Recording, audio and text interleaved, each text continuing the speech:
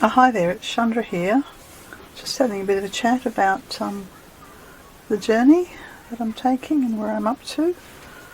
It's a few days after Easter now, and just thought I'd talk to you about a day that we spent going out to a place called Attila. It's about an hour. It was east of Uluru. It's this incredible flat top mesa, I suppose you'd call it. It's made of, it stands out, you can see it for, I don't know, many kilometres, maybe 30, 40 kilometres in any direction. About an hour before you get to Uluru, and it's a remnant of the gigantuan earth changes that happened. I've forgotten the number, many thousands of years ago, when Central Australia, well, it was an ocean here at one point, and then there were major upheaval, and this particular landform, it's 32 kilometres around its base. Would have been, I'm sure, a very sacred ceremonial place for the local people. Try as we might to be able to find out the indigenous history. Wasn't available. I suspect it's because the dispossession has occurred, and it's fallen into the hands of the Australian government, and from there been on-sold to the highest bidder, and now it's owned by farmers who breed cattle. Yeah. Incredible. The only way you can get close to Attila, or Mount Connor as they call it, is to go on a tour, which we did. Bone-shattering tour across the appalling roads. Once you get off the highway and onto any of the roads, then yeah, you know all about it. The desert's full of colour and contrast, you know. The road to Attila is, well, it's orange and it's red and ruby and vibrant and full of corrugations and washouts from the recent rain, and there in the distance, seems to take forever to get close to it, is this majestic flat-topped, I'd call it a mesa. I think it's a silica, hard silica up the top, and then it has a skirt of sandstone around the bottom. But before we got there, we were taken to a salt lake. Most incredible. Do you think I can remember the name of the salt lake? I know that there are lots of salt lakes around Central Australia, and they do fill up when it rains, and then of course they come to life with the bird life and fish and all of that. Well, there was water there. I was told the name of the lake and I've forgotten it. I know it's on the right hand side off of the Stewart Highway, and well, the sun hitting the salt, the crystalline salt, creates these most incredible patterns. You'd think you're on ice, you know, and yet you can walk on it.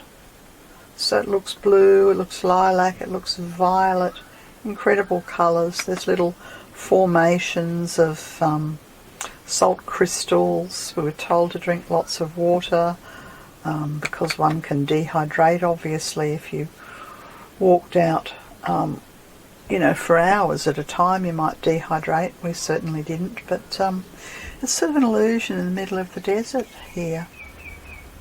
Yeah, and there are lots of them. I think south to Lake Eyre, and there's another one. There's also a name I can't remember. Not far from here. So we spent some wonderful time just wandering around, looking at this incredibly bedazzling lake.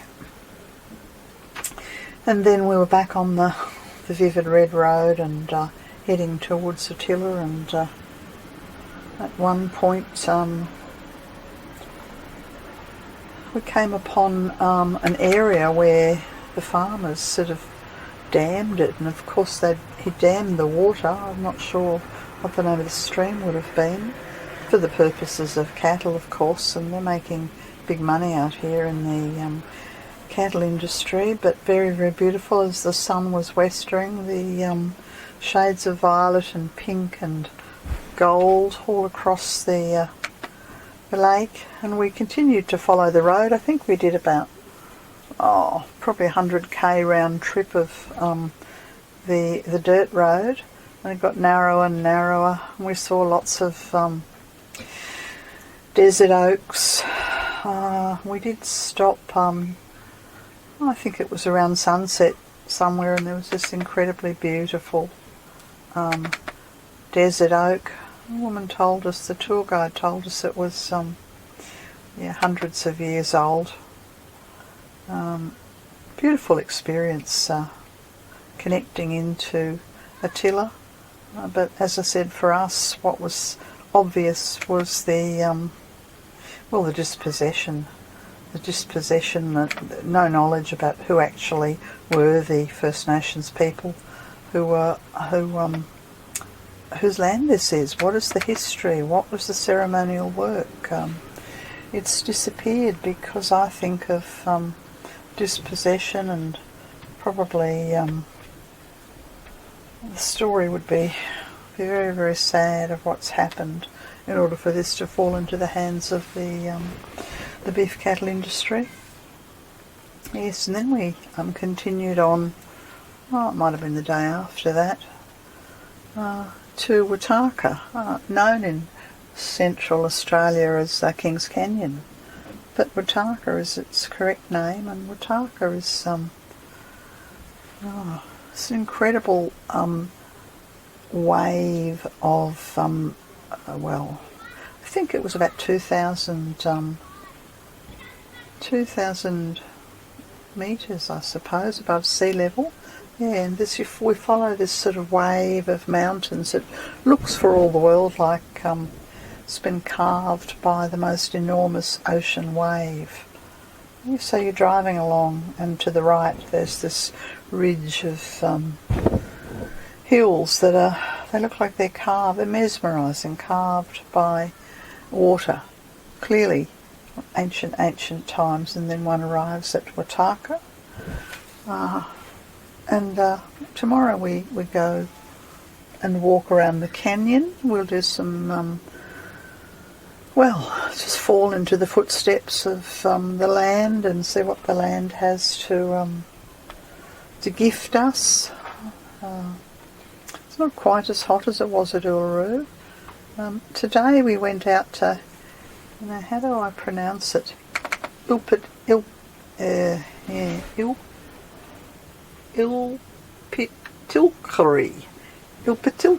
that's how I would say it. Katherine Gorge. And the Katherine Gorge, this beautiful gorge, you walk for, I don't know, we sort of meandered. We saw it. The dreaming of this region is to do with the carpet snake, and we hadn't been walking very far before we saw a miniature. Well, we don't know. It was a little tiny snake. It would have been, I don't know, a third of a metre, if that, long. Less than that. Brilliant sort of orange, salmon coloured, the colour of the desert sand, the sand dunes. We saw many dragonflies, beautiful wildflowers. We saw a gecko having his breakfast, eating a caterpillar. We saw lots of fat caterpillars.